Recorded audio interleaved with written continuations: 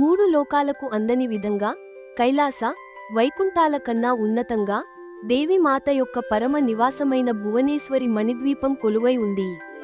ఆది పరాశక్తి యొక్క కేవలం తలంపుతో సృష్టించబడిన ఈ రత్నద్వీపం విశ్వంలోని సమస్త శక్తికి మూలం.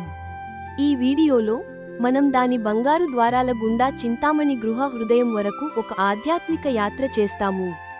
మణిద్వీపాన్ని సర్వలోకం అంటే లోకాలకే లోకం అని ఎందుకు పిలుస్తారో తెలుసుకుందాం. మణిద్వీపం శుద్ధ సింధు మధ్యలో నెలకొని ఉంది. ఈ సముద్రం శుద్ధ చైతన్యానికి ప్రతీక. ఈ ద్వీపం అనేక పొరలు లేదా ప్రాకారాలతో బలపరచబడింది. ప్రతి పొర వేర్వేరు విలువైన లోహంతో లేదా రత్నంతో తయారు చేయబడింది. ఇది ఆధ్యాత్మిక పరిణామంలోని విభిన్న స్థాయిలకు ప్రాతినిధ్యం వహిస్తుంది. మొదటి గోడలు ఇనుము, కంచు మరియు రాగితో నిర్మించబడ్డాయి. ఇక్కడ వసువులు మరియు వివిధ దిక్కుల రక్షకులు నివసిస్తారు. మనం లోపలికి వెళ్లే కొద్దీ గోడలు వెండి, బంగారంగా మారతాయి. ఇక్కడే దేవతలు, గంధర్వులు, అప్సరసలు నివసిస్తూ నిరంతరం అమ్మవారి మహిమలను గానం చేస్తూ ఉంటారు. ఆ తర్వాత పుష్యరాగం, కెంపు, నీలమణి మరియు పచ్చల ప్రాంగణాలు వస్తాయి.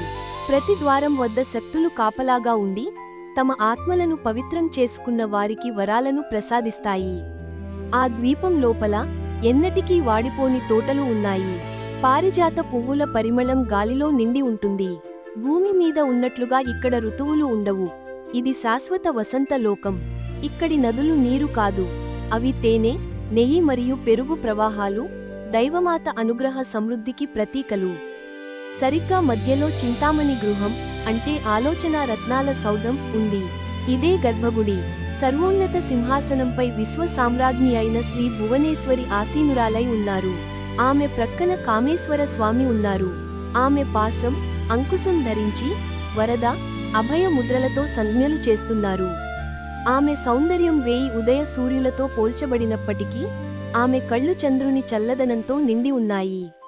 మణిద్వీప వర్ణన అని పిలువబడే మణిద్వీపం యొక్క వర్ణనను పఠించడం లేదా వినడం శాంతి, శ్రేయస్సు మరియు అంతిమ మోక్షాన్ని ప్రసాదిస్తుందని అంటారు.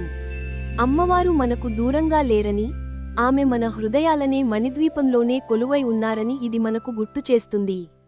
శక్తితత్వంలోని 10 మహావిద్యా దేవతలలో భువనేశ్వరి 4వది మరియు మహాదేవి యొక్క అత్యున్నత రూపాలలో ఒకటి. దేవి భాగవత పురాణంలో ఈమెను ఆది పరాశక్తి స్వరూపంగా గుర్తించారు. భువనేశ్వరి అనే పదం భువన ఈశ్వరి అనే పదాల సమ్మేళనం. దీని అర్థం జగత్తు దేవత లేదా విశ్వానికి రాణి. ఇక్కడ లోకాలు అంటే భూమి, భూవహ, వాతావరణం మరియు ఆకాశం అనే భువనం లేదా 3 ప్రాంతాలు. ఓం హ్రీం భువనేశ్వర్యై నమః.